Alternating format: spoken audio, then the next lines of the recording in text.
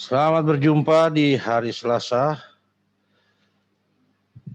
melalui ruang digital dan sebagaimana yang sudah saya janjikan, terkhusus bagi Bapak Ibu, Saudara-saudari Jemaat Mahkota Hayat Pamekasan dan Jemaat Pancaran Kasih Kali Anget, sekilas tentang Alkitab untuk melengkapi pengetahuan yang sudah kita miliki atau menambahkan. Baik, dalam kesempatan ini kita akan melihat pada Sabda Bina Umat yang mana pada minggu ini membahas tentang kitab Kejadian cukup banyak. Oleh sebab itu, telah Alkitab pada saat ini adalah sekilas tentang kitab Kejadian. 20 Juli 2021. Kitab Kejadian adalah salah satu dari 5 kitab Taurat. Jadi ada Kejadian, Keluaran, Imamat, Bilangan, dan Ulangan. 5. Kejadian, Keluaran, Imamat, Bilangan. Nah, disebut kitab Taurat karena dianggap sebagai kitab yang menjadi sumber hukum. Nah, 5 kitab Taurat ini merupakan hasil kompilasi dari berbagai tradisi naskah keagamaan sejak zaman Daud sampai zaman setelah pembuangan. Jadi 5 kitab Taurat itu Bapak Ibu, Kejadian, Keluaran, Imamat, Bilangan, Ulangan, itu merupakan kompilasi, kumpulan-kumpulan dari tradisi-tradisi, dari naskah-naskah tradisi keagamaan sejak zaman Daud, tahun 1000 sebelum Masehi sampai zaman sesudah pembuangan, dari tahun 400 sebelum Masehi atau 300. Jadi ada 600 tahun naskah-naskah keagamaan yang ada dalam Israel, kemudian mereka dikumpulkan, lalu membuat kitab-kitab yang nanti akan ditetapkan sebagai kitab suci sekitar tahun 200 sebelum Masehi. Nah, itu mulai dari naskah-naskah yang tertua, sumbernya itu tahun 1000 sebelum Masehi. Nah, salah satu dari 5 kitab Taurat itu Kejadian menunjukkan hasil daripada kompilasi atau kumpulan naskah-naskah tersebut. Jadi kalau dalam tradisi kita selalu disampaikan kepada kita bahwa yang menulis 5 kitab Taurat itu Musa. Sebenarnya kalau secara keilmuan setelah ditelusuri bahwa kitab Taurat itu 5 kitab Taurat itu juga yang disebut 5 kitab Musa karena dalam tradisi dianggap ditulis oleh Musa. Sebenarnya kalau dalam penelitian secara keilmuan tidak seperti itu. Memang dia mengakar pada tradisi Musa, tradisi lisan dari cerita ke cerita. Tapi itu bahannya. Dari tradisi Musa itu menjadi sebuah bahan lisan, tapi kemudian dituliskan oleh berbagai golongan dalam berbagai tempat dan waktu. Nah, tulisan-tulisan itulah yang menjadi sumber dalam Alkitab, baik Alkitab Yahudi maupun Alkitab kita sekarang ini. Nah, itu artinya bicara soal 5 kitab Musa, dia sumbernya adalah tulisan-tulisan yang muncul dari tradisi lisan yang sudah ada sejak zaman Musa. Nah, buktinya bahwa ada lebih dari satu versi cerita seperti kisah penciptaan, yaitu antara Kejadian 1 ayat 1 sampai Kejadian 2 ya. Kejadian 1 dari ayat 1 sampai Kejadian 2 ayat 4a atau 2a kalau nggak salah ya. Lalu itu versi pertama penciptaan dalam Kejadian. Lalu yang berikutnya Kejadian pasal 2 ayat 2b sampai Kejadian pasal 2 ayat 2b sampai seterusnya, sampai Kejadian pasal 3. Nah, jadi Bapak Ibu Saudara sekalian, dari sini ya kita sudah bisa melihat adanya perbedaan sumber Ya, ya. Sorry, maaf, saya ulang lagi. Kejadian 1 sampai kejadian 2 ayat 4a, dan kemudian itu berbeda dengan kejadian 2 pasal 4a sampai kejadian 25. Maaf, kejadian 2 ayat 25. Ya, ada kisah penciptaan. Jadi bisa dilihat. Lalu kejadian 37 misalnya. Itu ada 2 sumber dalam satu kisah. Yang satu sangat menekankan Yehuda sebagai yang menolong Yusuf, yang satu lagi Ruben sebagai yang menolong Yusuf. Lalu bukti berikutnya ada penyebutan nama Allah yang berbeda. Nah, yang memang dari bahasa aslinya saja sudah berbeda. Jadi kalau Bapak Ibu lihat kejadian pasal 1 itu, lihatlah di Alkitab Sabda. Kata Allah itu diterjemahkan dari kata Elohim. Pasal 1 sampai pasal 2 ayat 4a. Tapi ketika masuk pasal 2 ayat 4b, Tuhan Allah itu langsung diterjemahkan dari kata YHWH atau biasanya dibahasakan dengan kata Yahweh. Jadi dari 1 sampai 4a itu pakai Elohim, makanya tulisannya Allah.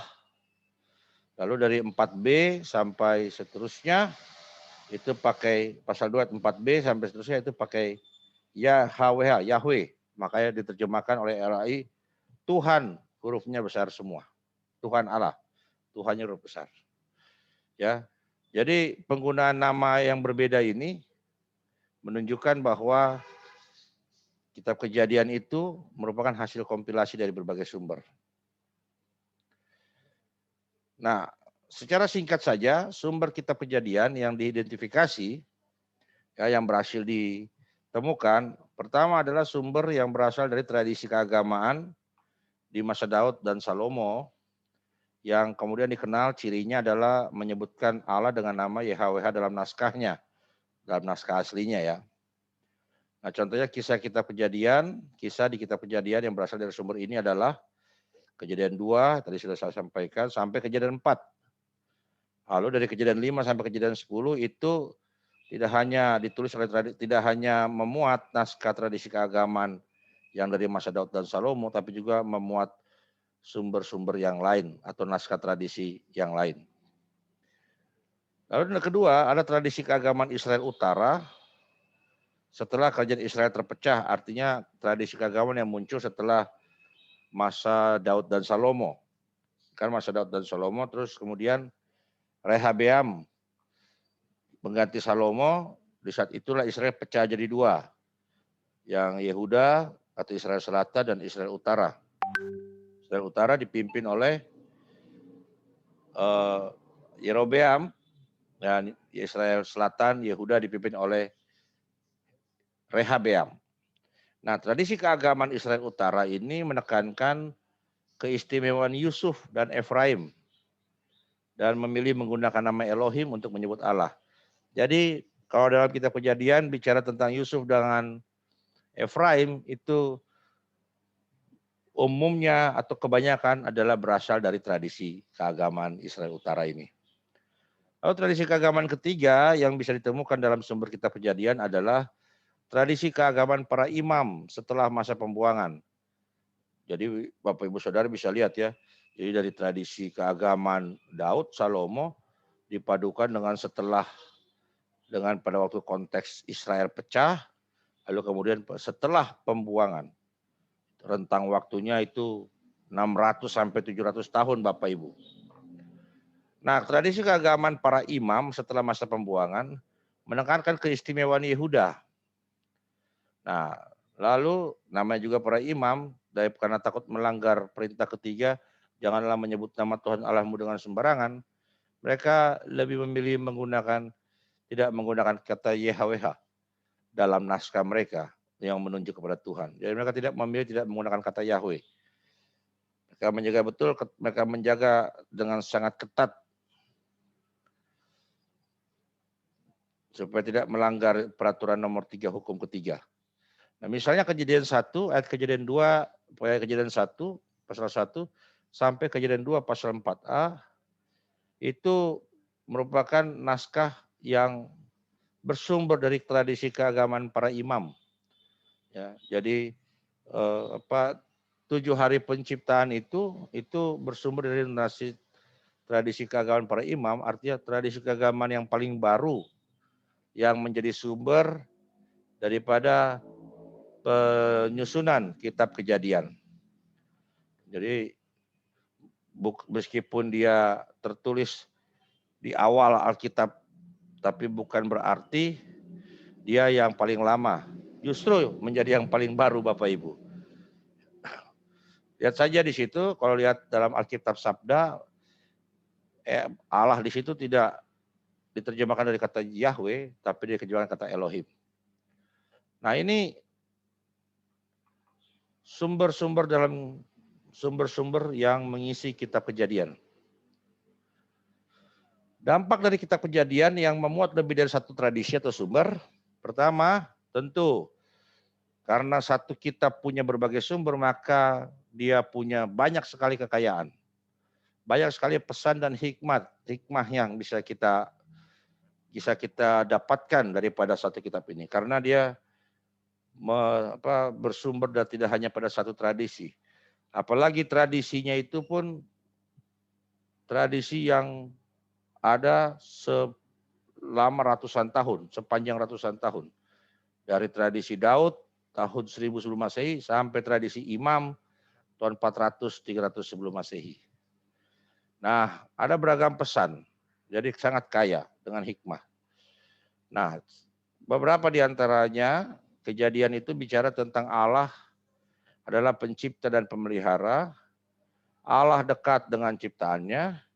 Allah menjaga jarak dengan dosa, Allah setia dalam mengasihi, Allah memberi hukum atau firman, atau aturan kepada kehendaknya, dan sejarah pemilihan Allah berkaitan erat dengan sejarah pengutusan Allah kepada umatnya.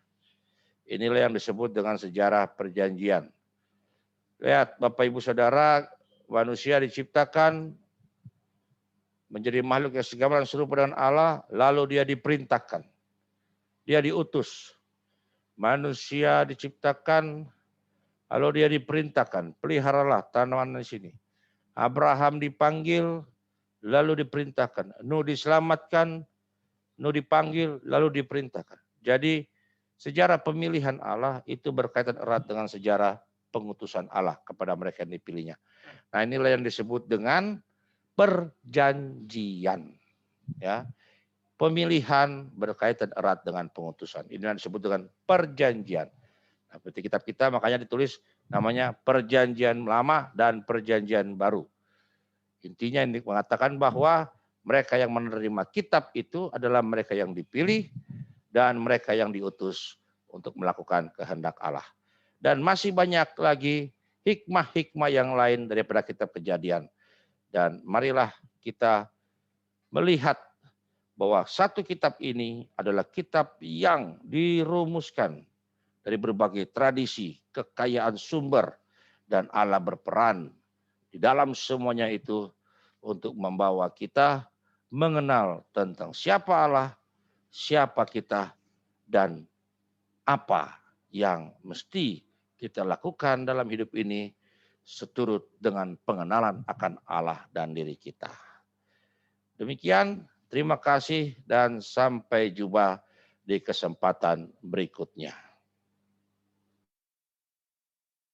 Tuhan Yesus memberkati.